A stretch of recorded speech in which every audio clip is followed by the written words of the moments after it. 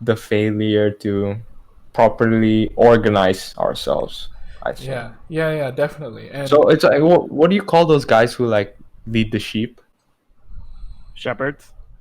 Yeah, so do you want shepherds, to be the shepherd or the sheep? sheep. You Yeah, decide. yeah. That should be like the new. I want you, Uncle Sam poster. Big brother, I want Big- you. Big brother would like you to participate in climate change prevention. God. No, but I think slowly we are seeing a change in terms of that kind of follower mentality.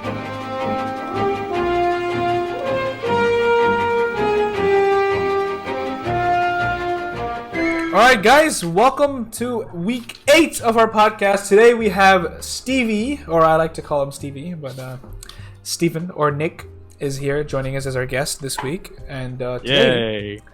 we will be discussing. Shut up, his name's About- Steve, Minecraft Steve. No, I will call him Stevie if I want. Anyway, Greetings, Minecraft Steve.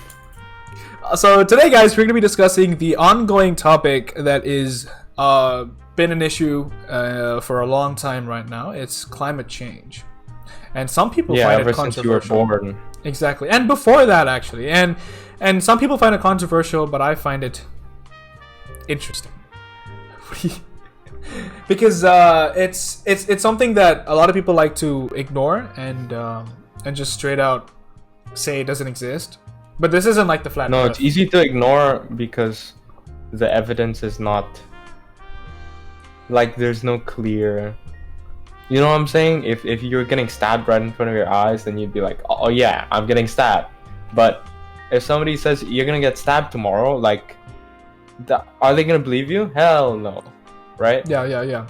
But Uh, it's the same thing, right? It's like they're saying if the world ends tomorrow, if the world ends like several years, I mean, if the world ends in like 100 years later, because of what you're doing with the pollution stuff, they don't care.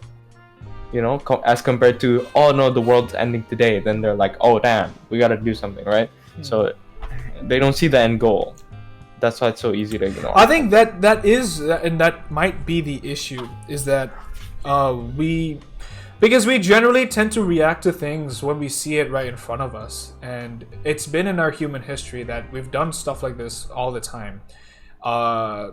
Like we don't, when we're warned about something, we generally just like to listen to it, and we take it in one ear and just let it go in the other. Sometimes we might consider it, but we're like, it's good. I'll worry about it when it gets there.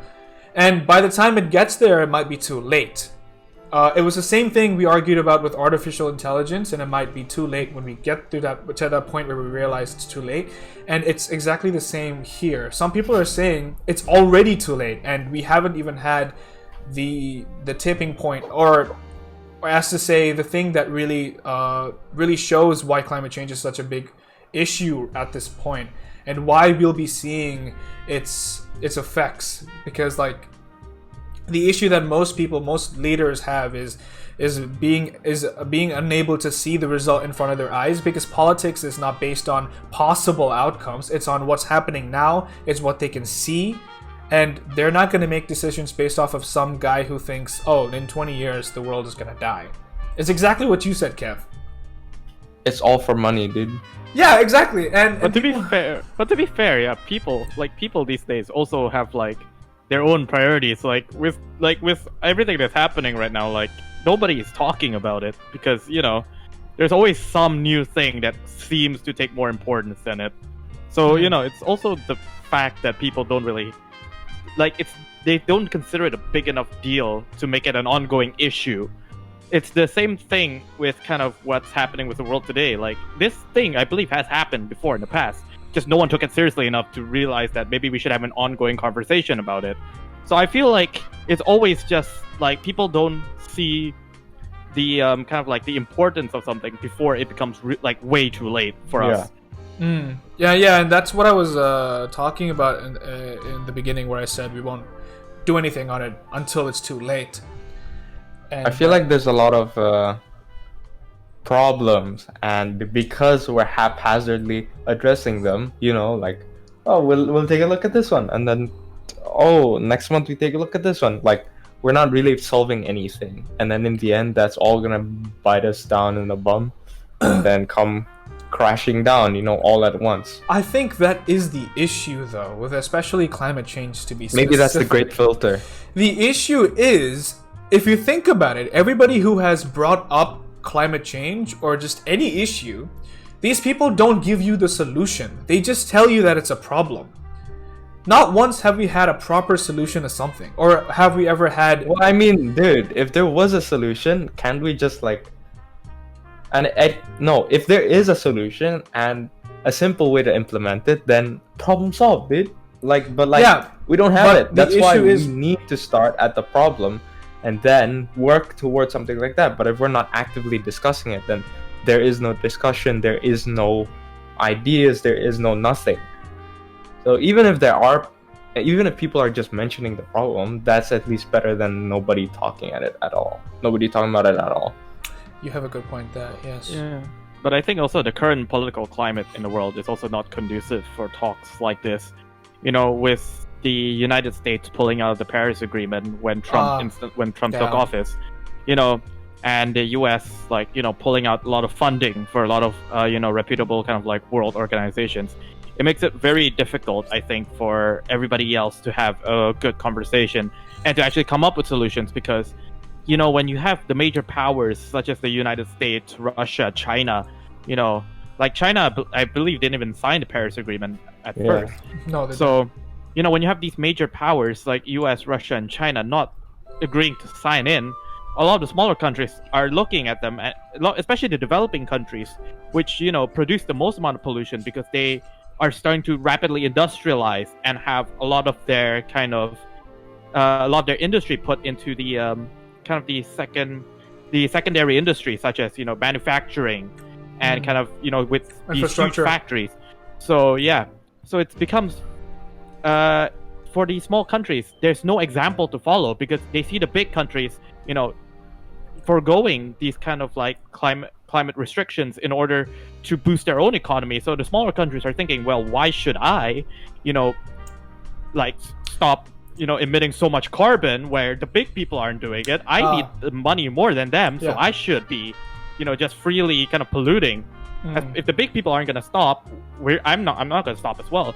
So I think the solution has to start with the large nations. The large nations need to give some kind of incentive for these smaller countries to lower their carbon emissions.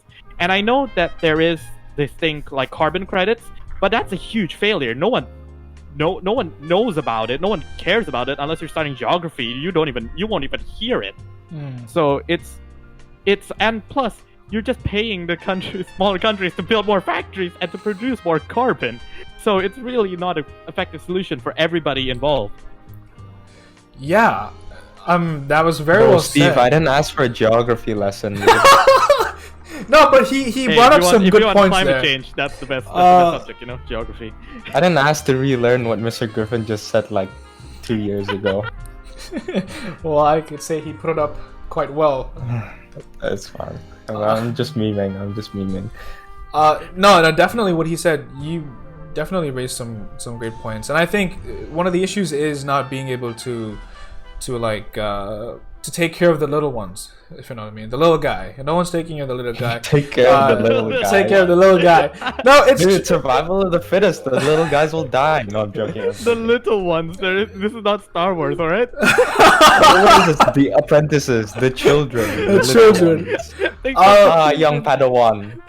No, but you do make a good point, because those countries are making these decisions based on their current benefits, because it might be beneficial for them at this current moment of time to make those decisions. But I think, of course, man, it's what's lacking for these smaller countries, or these less economically developed countries, is that might not be the best option for them, both politically and economically, and they might just need to develop with the benefit of having these kind of policies brought in. Well, for instance, the Paris Agreement. Yes. It's all about the short term. They're all thinking about the short term, right? I mean, it's even ingrained within our biology to think about the short term. It's even more difficult for us to see the value of something in the long term as opposed to short term, because the reward system is is skewed towards things that are in the present. So if you, I believe there's a graph, and it sort of goes like, so as time goes on, like it goes down like that, right? I think that's how it works. And so, you up to a point, you still treat something in the future as, valuable, but then once you get like to the far future, maybe 100, maybe 50 years, 60 years in the future, it's the same thing, right? The difference between something happening in 50 years and 60 years is the same thing. There's no difference in terms of their relative value in your head. So I don't know, that's also like sort of ingrained in our biology, and that's a big issue, right? People are and there's also like many glaring problems, not just the fact that we are obviously, right, using unclean energy, right? But the problem would be far less worse if we weren't so wasteful of our energy. To produce things, anything requires energy, right? So basically, by wasting anything that is produced, you're wasting energy. And also different methods of transferring energy, like wireless charging, are very trash because they have lower efficiency than like certain other methods like wired, and so these different things just basically lower our overall efficiency, and just like wastage, more energy used, and then that leads to like more pollution, obviously, because we're using unclean energy sources. So there are many different factors that affect this problem, and that's why it's such a complex problem, and it's not just like you can find a solution and boom. Yeah. I mean, but the thing with like efficiency is like, you like efficiency is one thing, but I don't think we're wired to like prioritize efficiency over convenience. Like the reason we pick wireless charging over like traditional wired charging is that so that we can just put our phones on a table, and then once we're done with it, we can just pick it up and go. So it's all about the convenience, and the convenient option is always, is most of the time it's never, the most eco-friendly one. But that's the one that we're gonna kind of like always kind of shift to because it's easy for us. We like to do things that are easy. You have to be making some conscious decisions at some point, right? Where to draw the line, right? There's always this conscious decision, but again, if you're not like seeing the big picture as an individual, there's always this mindset of people saying like, oh, but it's only like, well, I'm only one it's only person, me, right? It's only me in this whole world. Why should I? It's fine. If I do but then this, if everybody thinks like that, then exactly. So it's kind of it's the same thing. Like why? Sorry, but it's the same thing. Like why they have baggage limits. Because people are like, oh, if I bring one more luggage, right? It's only me who's bringing one more luggage, and then everybody's thinking like that, and then oh no, the plane can't carry all the weight, and then boom, we're gone, right? Same thing. So I think it becomes difficult because it's always this kind of mentality that people have. It's just me. So I think maybe these days it's a little bit easier because we're so interconnected. So it's always easier to see what people, how people live their lives, especially with a lot of people, kind of opening up their lives with, the rise of kind of vlogging and the internet and YouTube. So hopefully it changes for the better, but I think this mindset is always here to stay. And, I think we have to kind of flip it on its head and set that, well, it starts with me, so it's not like it won't be, it's only me. No, it starts with me. So if you start to make the change, and if everybody thinks it starts with me, then we can have this kind of collective, we can flip it on its head, and instead of having this kind of collective kind of like makes the collective making the problem bigger, we can actually have a collective solution to the problem. Yeah, I think one of the things that a lot of people underestimate is the value of just taking that one step to do something that is there's worthwhile. Like we've seen this in like I know in school we've seen all these assemblies where there's always this in a group of people. There's this one guy that stands there and just looks at something. Of course, there's nothing there. But then soon you'll see a group of people looking at something, but there's nothing there. You know, because like we tend to. And you're the sheep, Adrian. No, it could be argued, but it depends. Well, like you're saying, we're always afraid to be the person to lead, to be the person to start something new, and that's what differs from leaders and followers, right? But at the end of the day, we all want to be followers because we're afraid. And I think if we just take that factor out, let's just say for a second we're not afraid of being followers anymore. I'm pretty sure this solution would be, well, the problem would be solved in a much shorter period of time, or it might just not even exist anymore because we could have solved all the issues just by fixing what we consume, what we produce. If we all have that mindset, yeah, you were saying? So many of our problems are caused by humanity's mindset and the failure to properly organize ourselves, I think. Yeah, definitely. And so it's like, what do you call those guys who like lead the sheep? Shepherds. Yeah, so do you want to be the shepherd or the sheep? You decide. Yeah, that should be like the new. I want you, Uncle Sam poster. Big brother, I want you. Big brother would like you to participate in climate change prevention. God.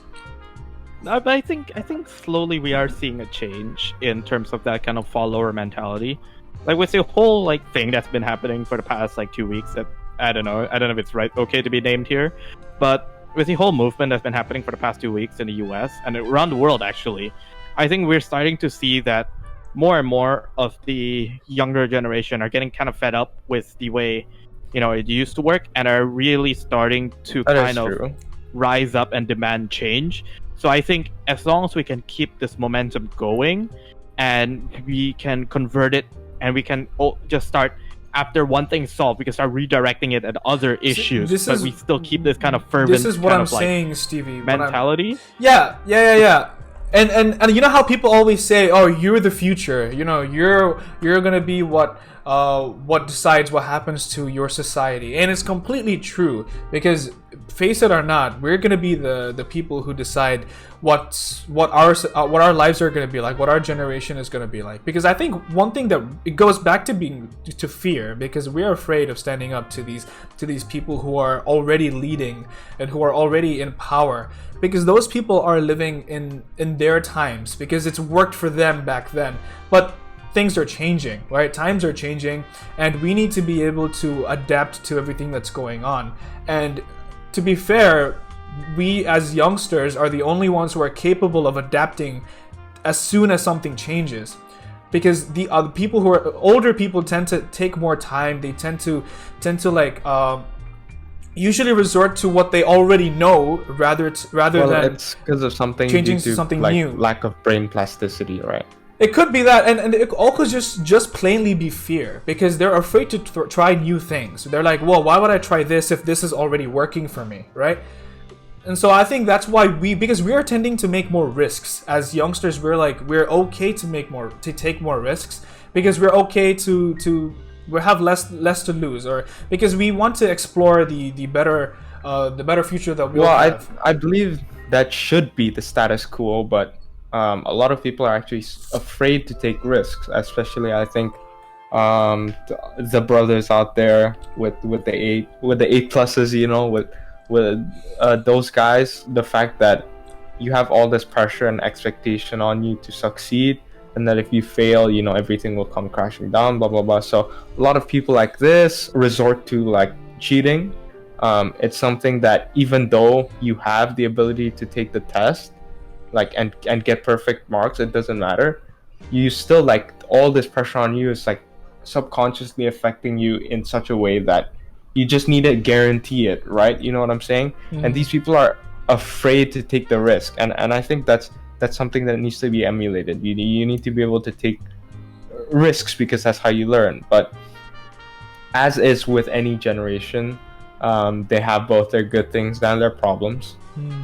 Like this generation, right? The the the recent events pretty good. You know what they're doing. They're advocating for their own cause, but also some of the things they're doing I don't agree with. You know, but then again, you can't really tell which side instigates what, because in some cases it's one side, some cases it's the other. So you have to look at it from an outside perspective, right? You can't be biased, but at the same time, you know, there's always two sides, right?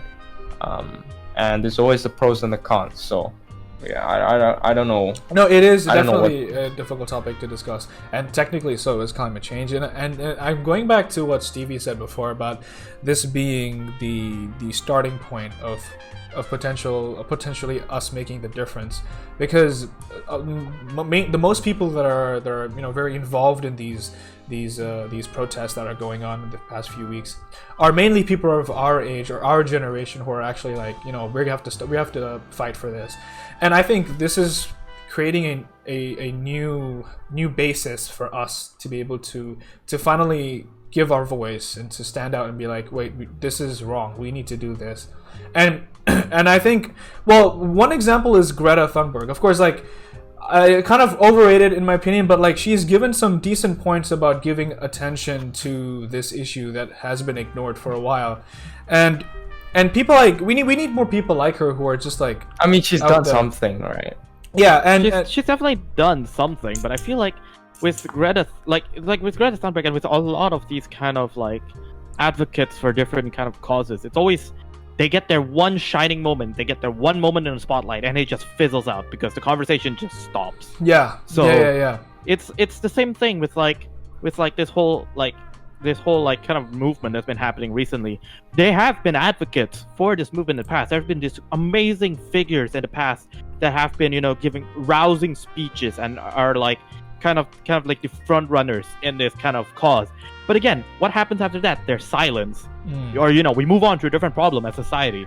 So there's always this thing where we can't seem to hold a proper conversation, and there's always people as well, especially of the old generation, who are always challenging the new kind of thinking.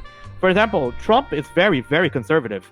Like, if you've seen his recent tweets and even his policies in general, he has been stripping a lot of these kind of environmental protections from the United States. So he believes in kind of this kind of he wants economical growth for the U.S. He wants more jobs in the U.S. Yeah. He wants more money to be flowing into the country, and he's willing to do it at kind of like any cost, really.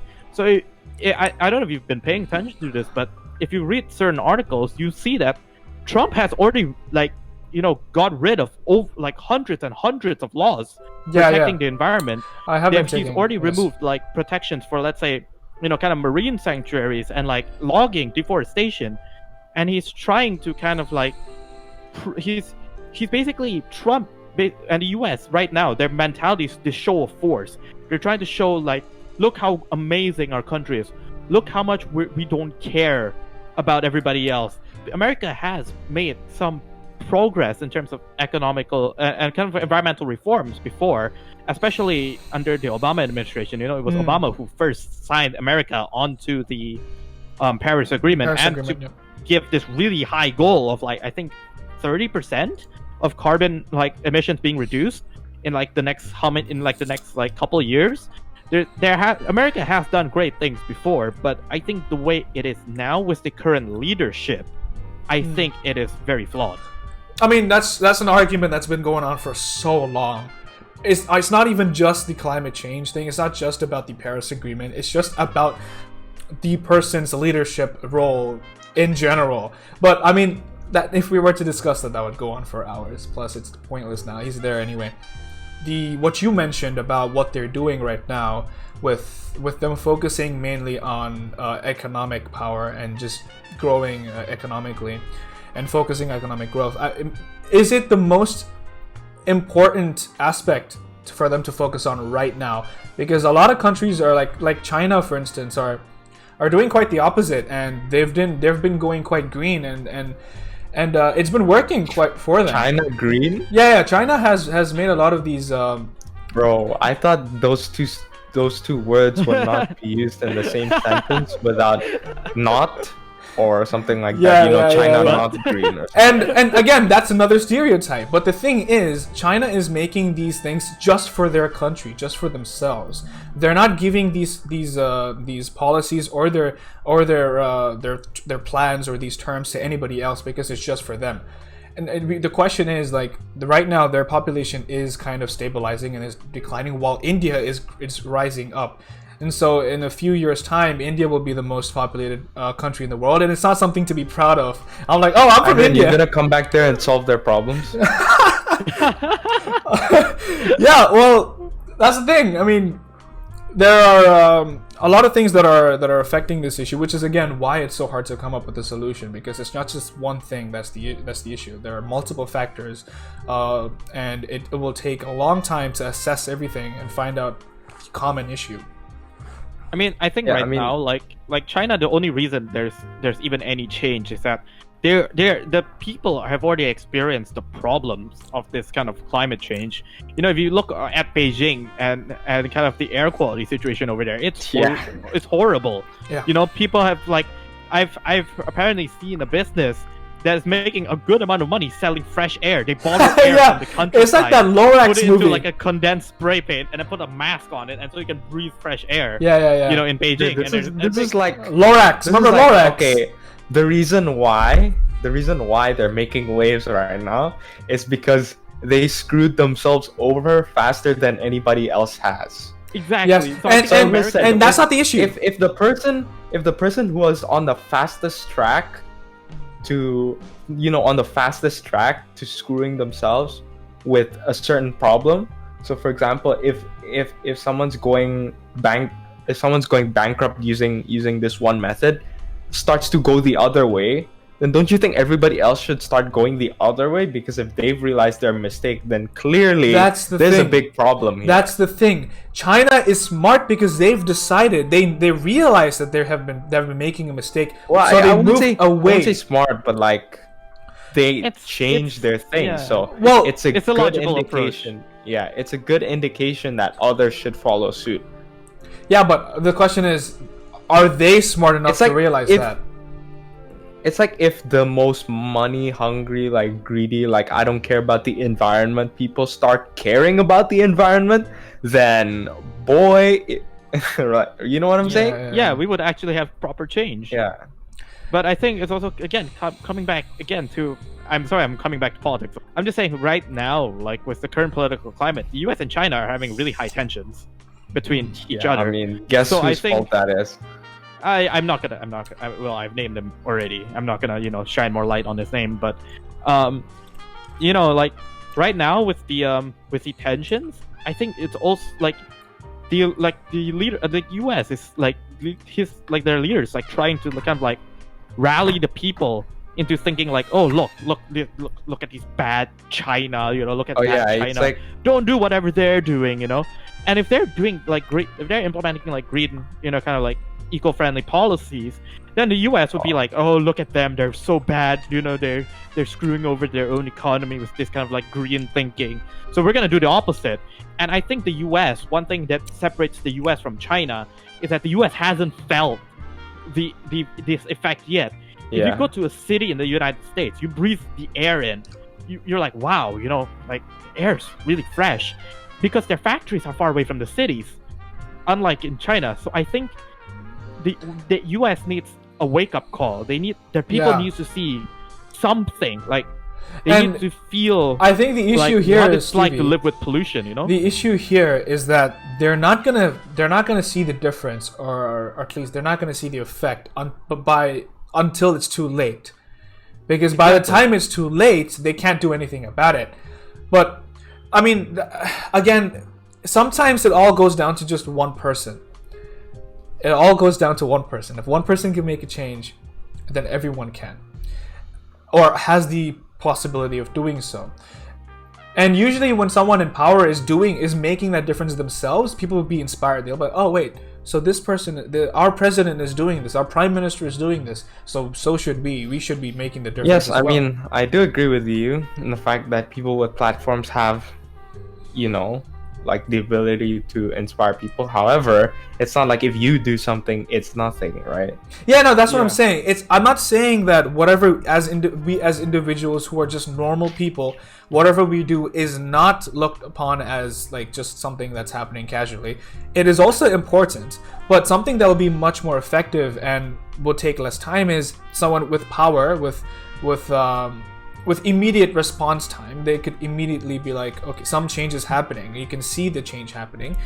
They would do that. For instance, like the German, what's her name? Angela Angela Merkel. Well, she's making quite a good positive response to Germany with the whole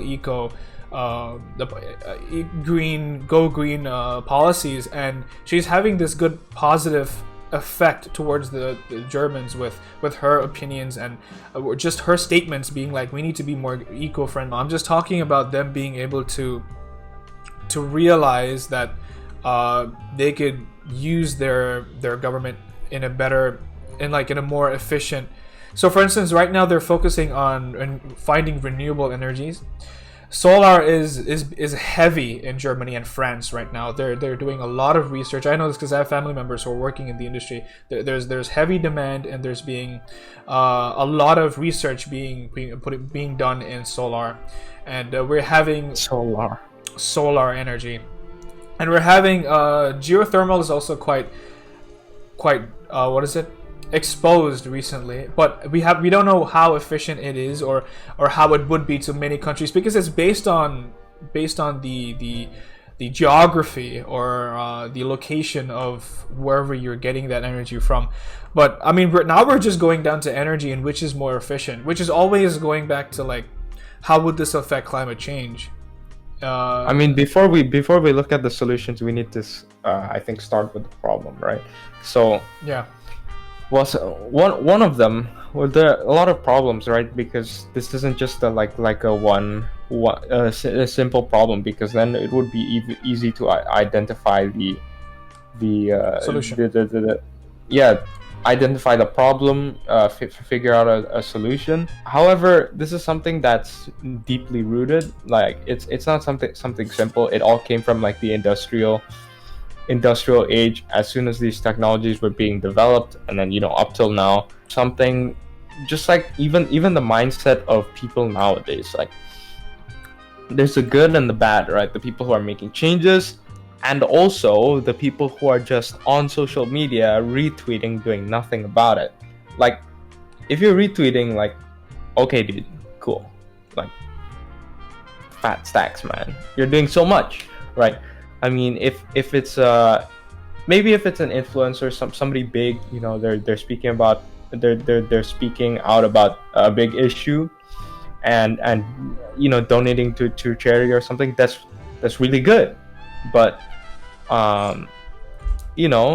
are people, and this pisses me off to no extent.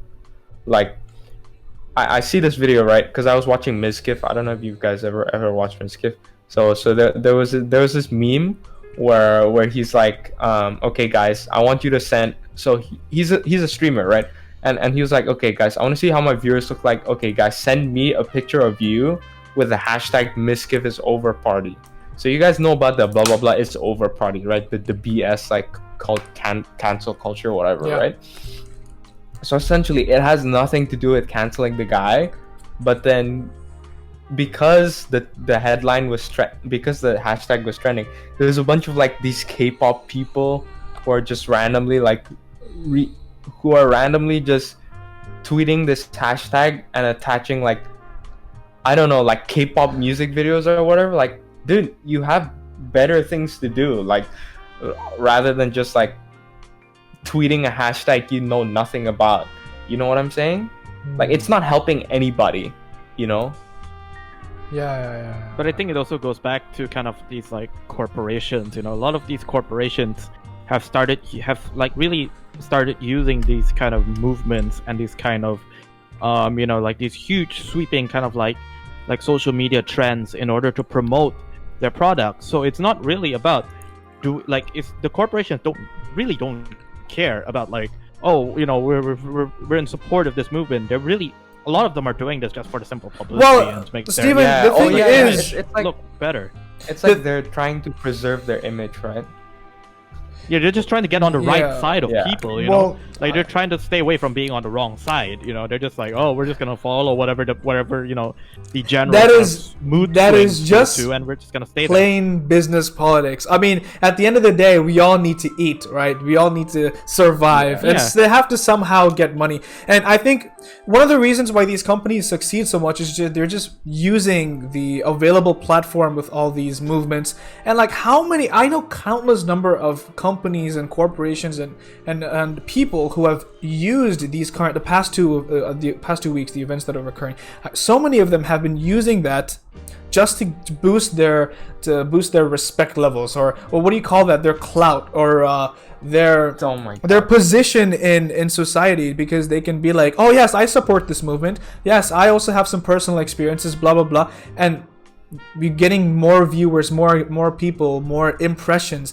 And because of this, as a matter of fact, just because of this coronavirus, freaking the Amazon owner, what's his name again? Jeff Bezos. He's $150 billion more expensive, as in more worth, just because of people staying home. And Well, I because mean, of But just the these thing two, is, Jeff Bezos makes most of his money from like the cloud or web services, not really like Amazon itself, the delivery business. I Yeah, don't yeah, think many people know about that. but again, that's an interesting. that's an interesting fact, and that must be addressed, because people are always there's a misunderstanding of information going around. Even the culture nowadays, right? Everybody knows about the disposable culture nowadays. Like disposable in the sense that things nowadays are very disposable. If you break something, you throw it away. That kind of culture, right? And it takes a lot of resources to produce something, like I said previously. So if we keep throwing things, in the end, it'll be a lot of like wasted energy, wasted resources, everything, as opposed to just buying something and using it for a long time or repairing. And this is a problem. I think we need to reverse this, because companies can sort of take advantage of this, design breakable products or things that are meant to be thrown away quickly, and then take advantage of our money. They're taking advantage of your money, and your Actually, psychology and the culture. You know what I'm As a saying? fact, actually, just creating all your creating products that are meant to kind of break in a couple of years is actually being taught in GCSE design tech. It's an actual kind of subheading if you read it. It's like talking like design considerations that you need to put into a design of the object, whether you want it to break in like how many years in order for them to buy you new. Again, we're going back. We're going back to basic manufacturing or business techniques. At the end of the day, we need money, and everything we do is a business opportunity for somebody out there. So we really can't blame anybody for using this, for capturing the opportunity. Because hey, if I wasn't placed in that position, I probably would also. Because again, we all need money. But again, it also goes back to morals and ethics. Or there's always two sides. There's always two sides, and there always should be a question where you're like, should I or should I not? But do I need there it should always or do be I a gray not? area, a discussion between which side. Exactly. Always. And when it comes to business, there is no gray area. There's money or there's no money. That's pretty much, and that is why we're having these there is things. a gray area always. There's always one. With businesses. There is, because it's a spectrum, right? You can make no money, all the money, or money in between. There's a gray area. There's always a gray area. You can sacrifice a little bit of your money in order to kind of like enact these kind of social things. But one thing I think different about this kind of especially this new movement and this new kind of like, one thing that I've been seeing online on social media is that the people are more critical about what people say. So, for example, like companies who give out this kind of like this message saying, oh, we support this movement, we stand in solidarity with kind of like the people that we're supporting. There's actually has been this kind of Twitter copy pasta that's been going around saying, like it's a very general form that they spam onto companies' web pages. And so people have been saying also, like, a lot of the comments I've been reading on these company tweets is that they're saying, look, very generic, right? Good on you that you're at least like, like, okay, you said that you're in support. second thing is that people want from these companies is like, well, if you're going to support, What are you doing, right? you might as well give your money, right? That's one of the things that people are asking for. And also, the interesting thing that I find is that people, like, this question pops up so much in these company web pages. It's saying, what are you doing in your company to address this issue internally?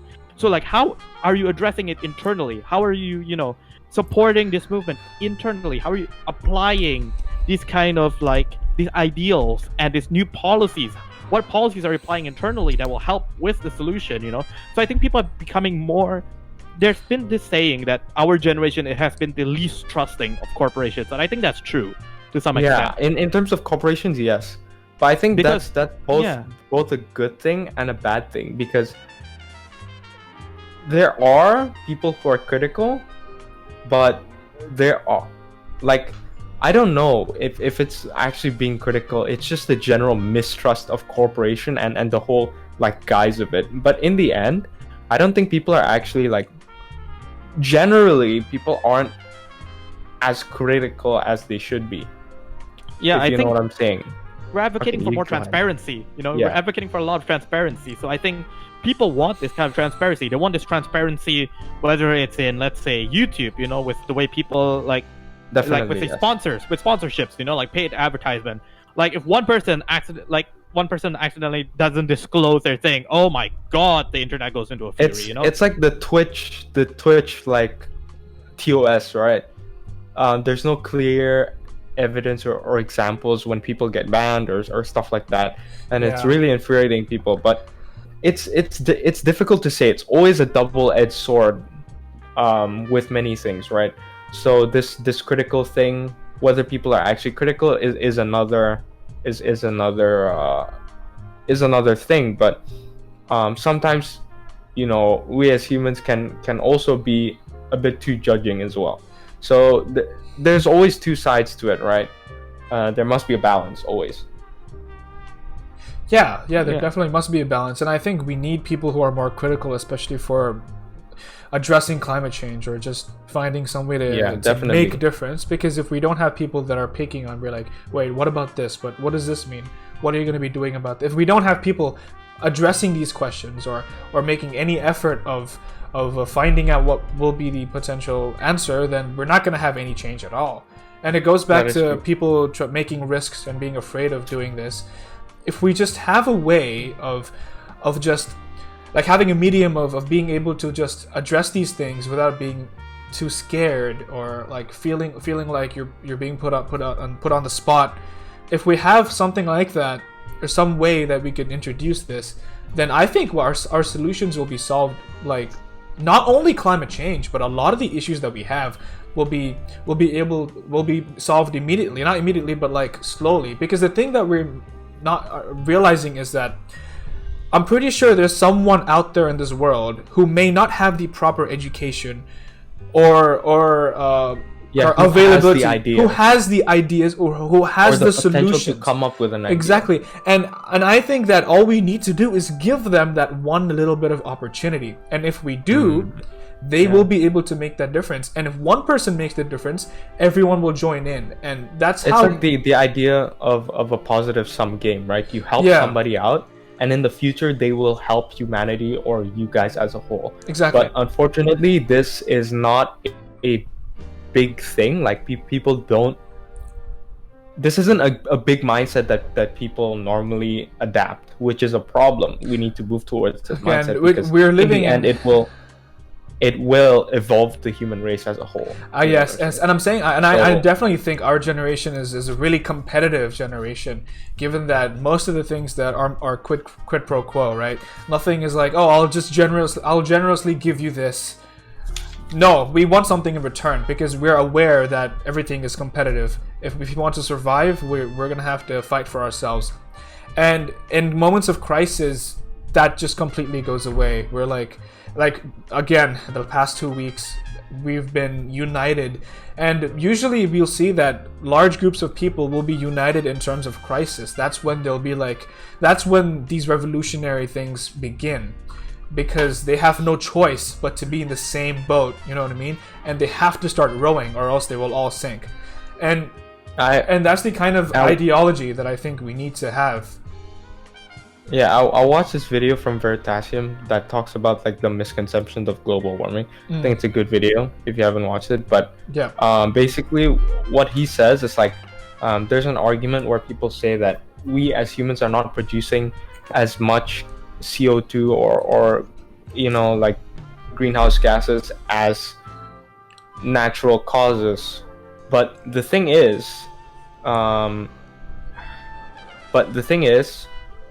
nature is producing, based on the numbers he used in the video, nature is producing around 780 gigatons per year. I don't remember, but yeah.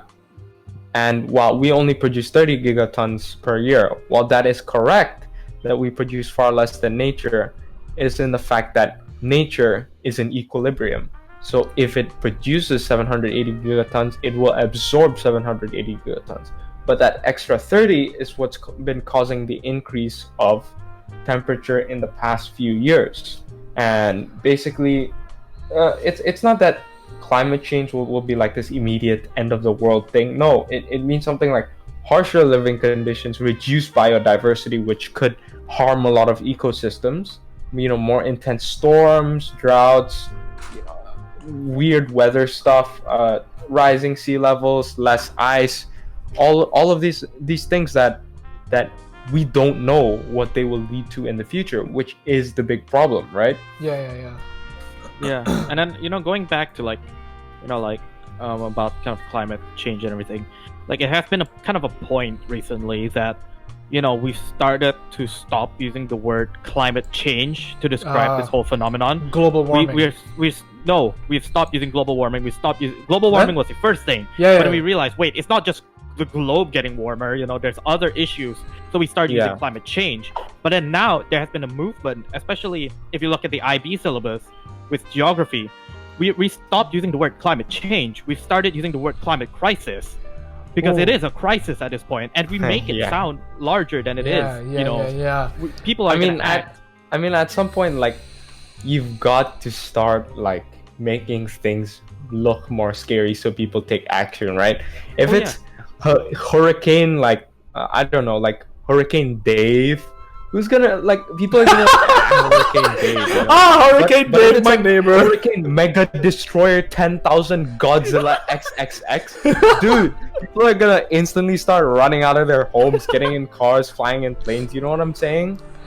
Yeah. No, that's a pretty funny example I heard. That is pretty funny, and I think that is exactly what we need. Is we're too relaxed about this issue, and people don't see the problem. That's the thing. They don't see the problem, the and outcome. They think again, as individuals, as people, as humans, what we care more about is the short term, not the long term, because we want to live now, right?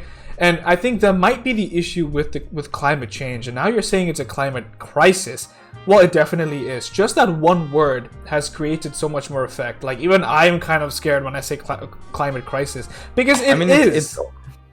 It's also very ironic, right? That even though we live for the short term, we also don't live for the short term either, in the sense that people don't tend to do the things they tend to constrict themselves, and they're like, oh, I still have like 50 more years to live, whatever, even though they might not even live to see tomorrow. But anyways, that's a whole different matter.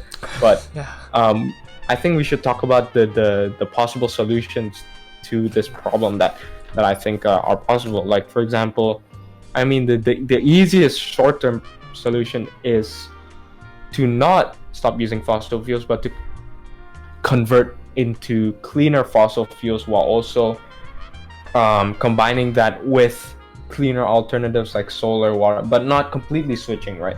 Because that's something that'll take, don't know, like 50 years, I would say, with the current infrastructure we have. Actually, the issue with us consuming the coal or just any non-renewable energy is not the actual consumption. It's what we do with the excess left off, or like we're actually consuming more than we need. Because if we're needing to use like a specific amount of energy, we use up a bit extra just in case. and just in case. But that just in case will be affecting us in like in a much higher level, and like the storage or like the disposal of waste because of these renewable, or just because of these non-renewable energies, is another huge contributor to climate change. Because if we're not throwing them away properly, and by throwing it properly, I mean not incarcerating all of them, I mean like actual like composting, or putting them, instead of putting them in large like landfills, just having, it's not coming, it's in the tip of my tongue right now, but there are methods that are more sustainable and more easier. Stevie, I think you have something to say about No, I'm kind of slightly laughing because you said you were incarcerating all these pollutions, which I thought was absolutely great. There's another word this for is it. why, like, I don't know, sometimes Adrian says some like photosynthesis stuff, like, I'm photosynthesizing the solution right now, you know, you gotta give me some time to Yes, collude that the is plans. my Like, fault. what are you even saying, dude? I'm like, okay, I mean, sure, we'll put all the waste in prison because that's Yeah, but I think no, but I think a No, good but, solution yeah. a solution is nuclear right now. Well, and there are better alternatives, I think, like to my understanding, rather than just using uranium, which is a thorium-based nuclear power, because it can be much easily controlled, as opposed to like uranium. This, I think Andrew Yang also talked about this, as well as Salmonella was talking about this. So very interesting idea, and I think it could work out if we do a bit of research into it. And I mean, like, other methods such as solar, wind, water, you know, all those things, they are renewable, but their efficiency is relatively, I mean, how much power or how much efficiency we can produce from the resources required is actually very little, you know, compared to something like nuclear, which is, well, it looks like our best bet at the moment, even though I do have my reservations about it. What do you think, Steve, in terms of, like, I don't know, like, because I asked you for a chemistry perspective on all of this, right? Oh yeah, I mean, coming from like chemistry wise, like in terms of nuclear, it's definitely like a solution. But just the fact that we don't have any way to chemically kind of break down what kind of the radioactive kind of like isotopes that are going to be produced inevitably from nuclear, and it's just the radioactive nuclear waste is going to be difficult to deal with. Like, we've been dealing with it so far by putting them into lead-lined rooms, but again, that's not a permanent solution. The U.S. is kind of front running this by, you know, they've actually found a site, I think somewhere in the middle of Arizona, which is like a desert, so, you know, I guess no one stays in Arizona, but you know, no shade to Arizona, but they found a site in Arizona where they're actually starting to excavate the earth, and I think drop like all their nuclear waste like down to the earth, save it for like this is a problem, I think. Yeah, so they're just gonna drop it like really deep. You know, they've done I believe they've done the calculations to make sure that the radioactivity won't come out. I think radioactivity is just like plastic, but it's deadly, or it's bad. It's really bad. Well, plastic can be deadly as well. You know, like if yeah. But I mean, also in terms of fossil fuels, like it's also really difficult. I mean, we have let's say for cars, you know, like cars were polluting for like a long time, you know, but now we have catalytic converters that are able to take some of the, you know, the most extreme like pollutants, such as like kind of like these nitrates and things like that from escaping. We're able to break them down into simpler kind of elements such as carbon dioxide and water. I believe it's only efficient at like high temperatures or something, right? Exactly. So it makes it, and it's also like catalytic converters with the technology that we know now and with the chemistry we know now. A lot of these catalytic converters are made out of platinum, and I don't think it will be feasible to put that much platinum in a smokestack of a factory, you know. So like, if how much money, like especially with platinum being like as rare as it is, or maybe as rare as, you know, some people might want us to believe. Diamonds. You know, exactly.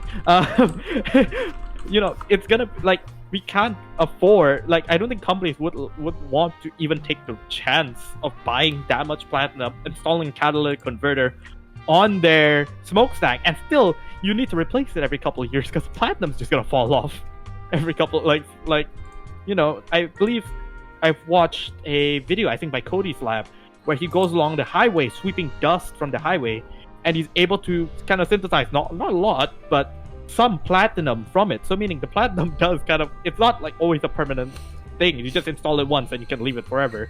It will fall off, it will need replacing, and once it needs replacing, that's an extra cost that I don't think companies are willing to take right now. I mean, this is where space exploration could come in handy. Yeah, but you know, like, I believe we're still pretty far off from, you know, the whole flying to Mars, setting up a colony in there, you know, as much But as I mean, Elon Musk is doing his thing, you know.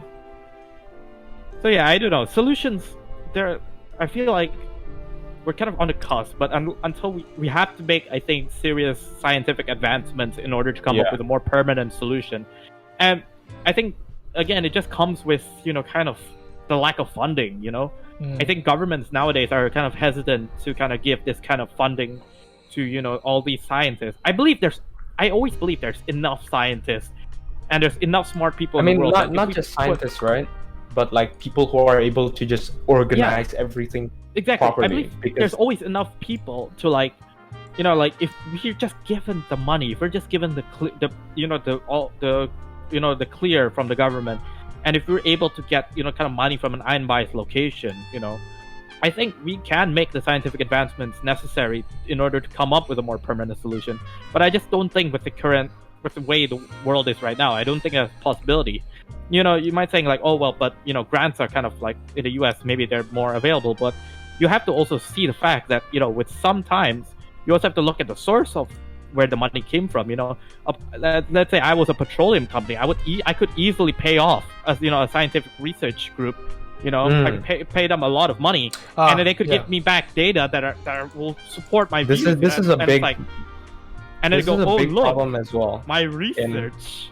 This is a big problem nowadays in like, I think mainly America, but I'm not sure where else. Like, for example, like big companies paying research people to like give out flawed research. This has been happening ever since like the 1900s.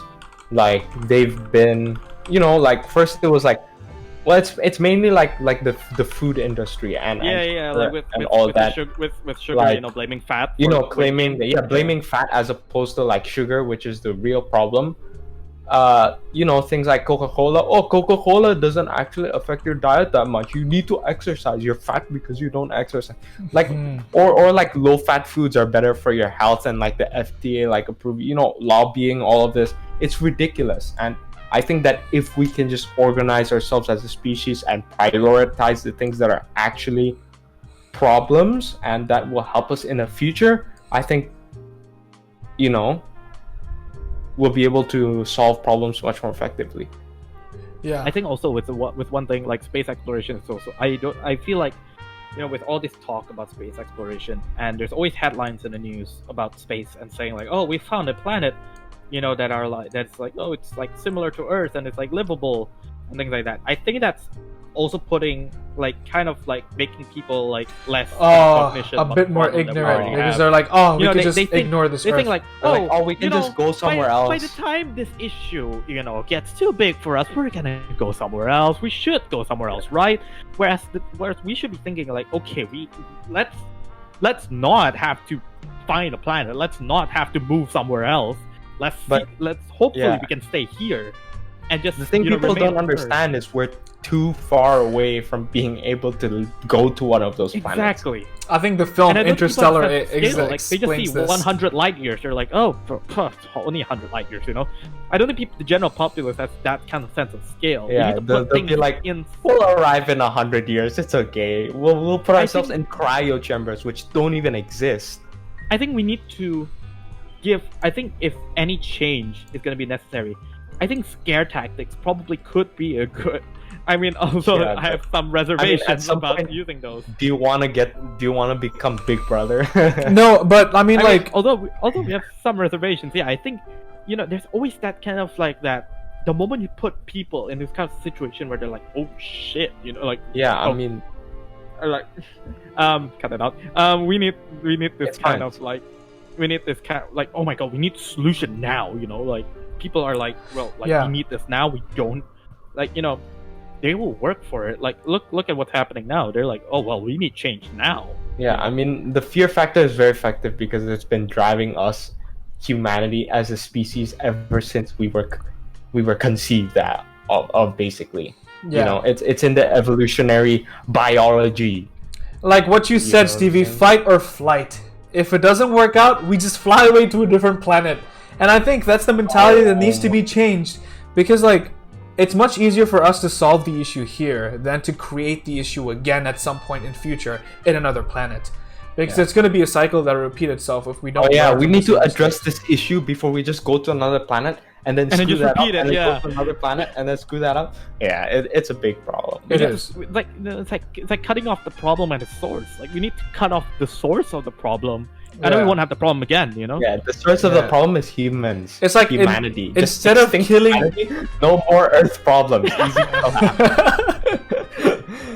you know, that's the reason why like all those villains in like in the TV shows are like, you know, we have to Eliminates the destroy humankind. humanity.